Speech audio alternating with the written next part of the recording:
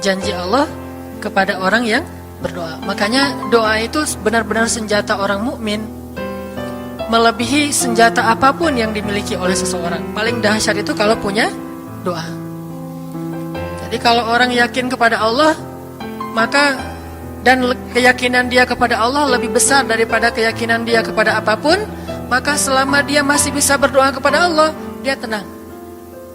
Ada masalah dikit, oh Ilahi. Ada masalah dikit, Ilahi. Ada masalah dikit, Rabbi. Terus saja.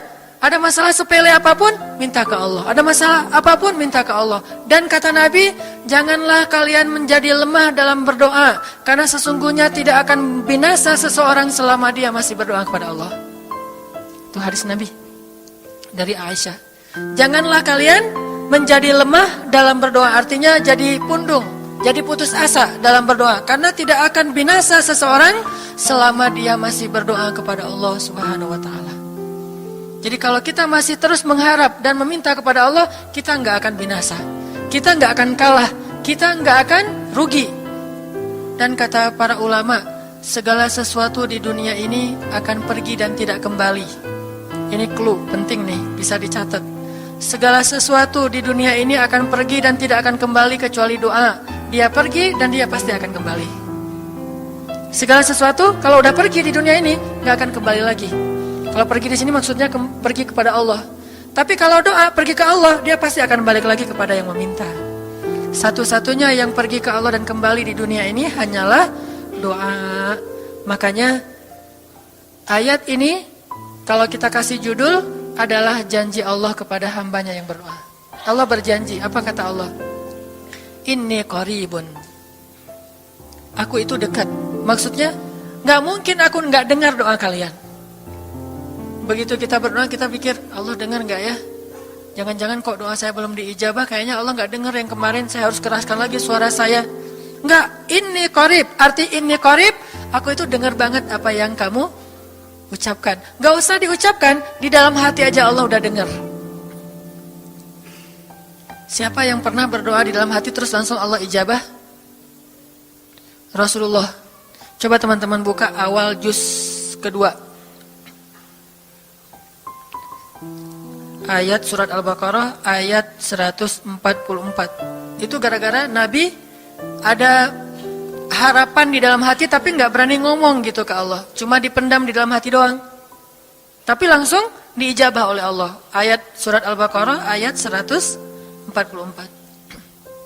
Allah berfirman, Qad nara taqalluba wajhika fis samaa فَلَنُوَلِّيَنَّكَ قِبْلَةً تَرْضَاهَا فَوَلِّ وَجْهَكَ شَطْرَ الْمَسْجِدِ الْحَرَامِ وَحَيْثُ مَا كُنْتُمْ فَوَلُّوا وُجُوهَكُمْ شَطْرَهُ وَإِنَّ الَّذِينَ أُوتُوا الْكِتَابَ لَيَعْلَمُونَ أَنَّهُ الْحَقُّ مِنْ رَبِّهِمْ وَمَا اللَّهُ بِغَافِلٍ عَمَّا يَعْمَلُونَ. Jadi ceritanya, orang Yahudi suka menghina kaum muslimin gara-gara orang Islam kalau sholat waktu itu masih menghadap ke Al-Aqsa, Palestina. Jadi kata orang Yahudi itu, lihat orang Islam mah fake, suka niru. Kita sholat menghadap Al-Aqsa, mereka sholat menghadap Al-Aqsa. Berarti agama mereka itu adalah agama yang meniru agama kita, nggak original. Sering diperolok-olok, setiap kaum muslimin sholat dihina sama mereka. Akhirnya Nabi ngerasa sedih. Wah, gimana ya caranya? Sehingga setiap sore Nabi berdiri di suatu bukit, kemudian lihat ke langit. Cuman nggak ngomong, gini aja ke langit. Membatin, bayangin. Pernah nggak teman-teman membatin ke Allah? Ini yang harus kita coba lakukan. Belajar membatin kepada Allah. Itu romantis banget. Jadi duduk sendiri. Allah, ngomong gitu dalam hati. Dan yakinlah ini qarib, Allah tuh dengerin. Jangan pikir, saya kayak ngomong sendiri, kayak orang kurang waras. Enggak, Allah itu mendengar. Jadi kita batin aja sama Allah, ngomong dalam hati, ya Allah, saya tuh lagi gini, ada masalah. Ngomong dalam hati kita, please Allah, please, gitu ya. Nah, itu kalau kita membatin, inni qaribun wa asirru qaulakum aw ijharu bih innahu alimun bidzatis sudur. Jadi Nabi nggak enak mau ngomong, ya Allah, tolong dong pindahin kiblat dari Masjidil Aqsa ke Masjidil Haram. Soalnya daripada dikata-katain melulu sama orang Yahudi, mau ngomong kayak gitu tuh nggak enak sama Allah. Malu Rasul ke Allah. Masa kiblat aja minta dipindahin. Akhirnya Nabi cuma ngelihat ke langit aja tiap hari. Udah selesai, pulang. Besok lihat lagi ke langit. Turunlah ayat ini. Sesungguhnya kami telah melihat bagaimana kamu selalu menengadahkan wajahmu ke langit. Maka kami palingkan kiblat ke arah yang kamu sukai. Coba lihat. Turun wahyu untuk merespon doa Nabi yang bahkan belum diverbalkan. Belum diucapkan dengan kata-kata, tapi Allah udah ngerespon. Gimana caranya biar kita bisa kayak gitu? Lihat seorang cewek cantik, kayaknya kerudungnya soleha gitu ya. Kuliahnya di UIN misalnya. Atau di pesantren mana gitu. Ternyata pas kita tanya-tanya ke teman-teman kita, oh dia tuh lagi belajar Al-Quran di masjid. Sekarang lagi hijrah banget. Bahkan udah hafal juz amma, juz 30, Masya Allah. Terus dalam hati, aduh, ini kayaknya cocok menjadi ibu bagi anak-anak saya. Wih. Tapi dalam hati kan gak berani ngomong nih. Tiba-tiba dapat berita, dia masih jomblo juga loh, belum ada apa-apa, gak ada ikatan sama siapa-siapa. Oh gitu, membatin lagi, ya Allah, bisa gak ya saya datang ke rumah dia. Tiba-tiba kita ngelewat, ketemu dia lagi benerin motor, lagi parkir motor depan rumah dia. Si Neng itu ternyata rumahnya di sini. Ternyata tetangga. Ada aja jalan tuh Allah mempertemukan. Allah tahu isi hati kita. Bisa nggak caranya sespontan itu? Gampang. Pengen sesuatu, Allah kasih. Padahal kita belum minta. Ini kan keajaiban doa nih.